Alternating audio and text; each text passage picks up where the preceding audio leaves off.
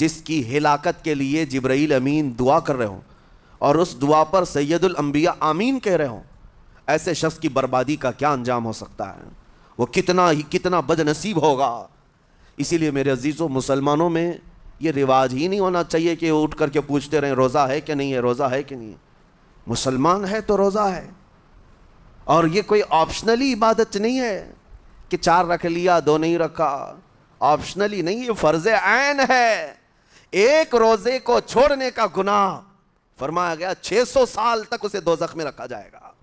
ایک روزہ اگر جان بوجھ کر کے کسی نے توڑا یا چھوڑا تو جانتے ہیں اس کا کفارہ کیا ہے؟ اس کا کفارہ یہ ہے کہ میرے عزیزو، برا ہے ان لوگوں کا جن کو میرے آقا صلی اللہ تعالیٰ علیہ وسلم نے دعائے ہلاکت فرمائی۔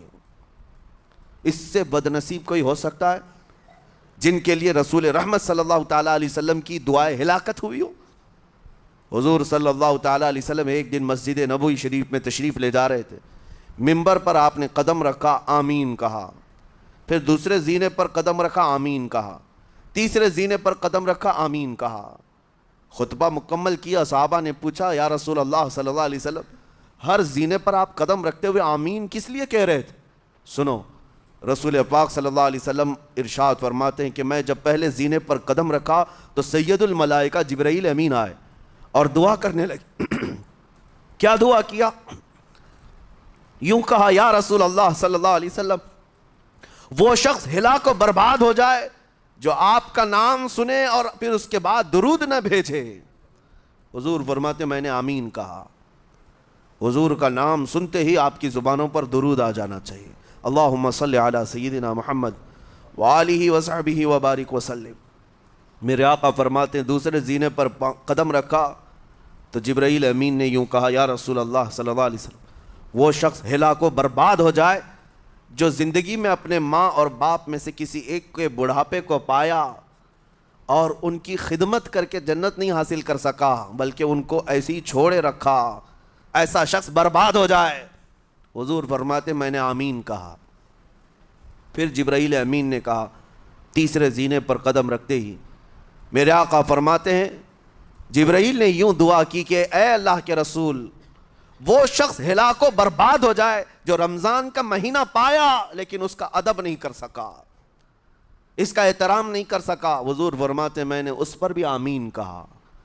جس کی ہلاکت کے لیے جبرائیل امین دعا کر رہے ہوں اور اس دعا پر سید الانبیاء آمین کہہ رہے ہوں، ایسے شخص کی بربادی کا کیا انجام ہو سکتا ہے؟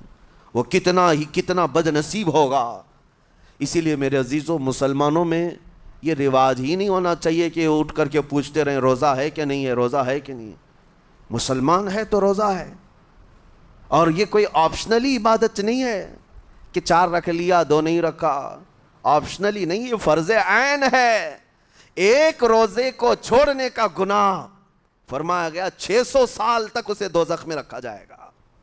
600 سال تک، یہ معمولی چیز نہیں ہے۔ اور جن کے پچھلے روزے قضا ہو چکے ہیں معاف نہیں ہوں گے، تھپڑ مار لیں گال پہ، توبہ توبہ کر لیں، معاف نہیں ہوں گے۔ توبہ تو کرنے کے ساتھ ساتھ قضا بھی کرنا ہوگا۔ جب موقع ملے سال بھر میں اپنے چھوٹے ہوئے روزوں کو واپس کرنا ہے۔ اس کی اہمیت میں آپ کو بتا دوں، ایک روزہ اگر جان بوجھ کر کے کسی نے توڑا یا چھوڑا تو جانتے ہیں اس کا کفارہ کیا ہے؟ اس کا کفارہ یہ ہے کہ اس کے بدلے میں دوسرے دنوں میں 60 روزے کنٹینیو رکھے۔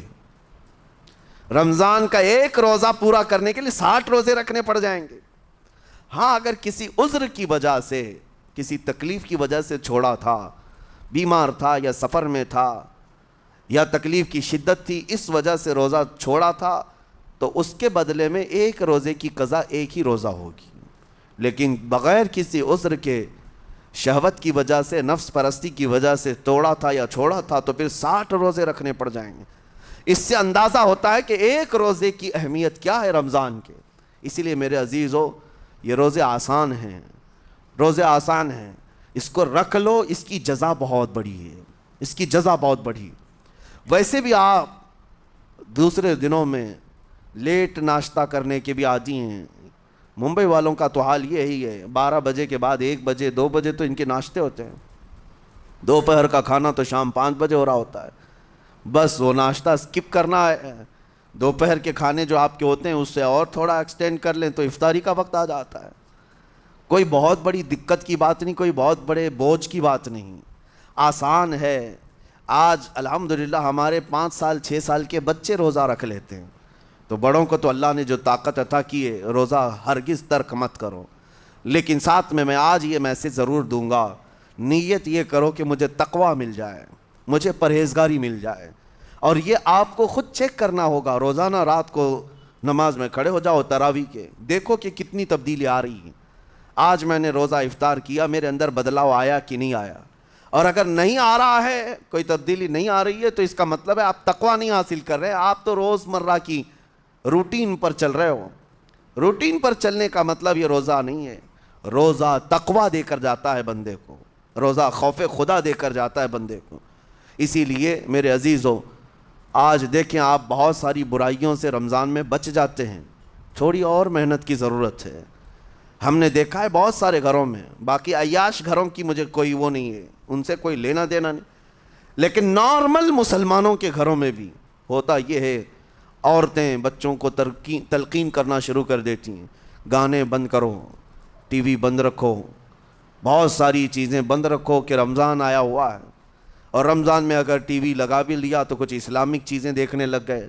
ماحول تم نے خود ہی بدلا ہے اپنے گھر میں، کچھ چیزوں کو آپ نے بدلا ہے، اور کچھ چیزوں کا ادب آپ نے کرنا شروع کیا ہے۔ اسی کو اور تھوڑی سی محنت کے ساتھ بڑھا لیا جائے، قسم رب ذوالجلال کی ہر برائی رمضان میں ہی آپ سے ختم ہو جائے گی۔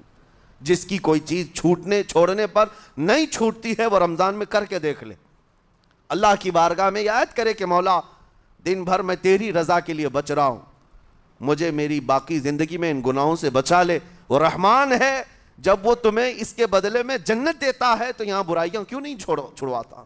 یقیناً وہ برائیوں کو تم سے دور کرے گا۔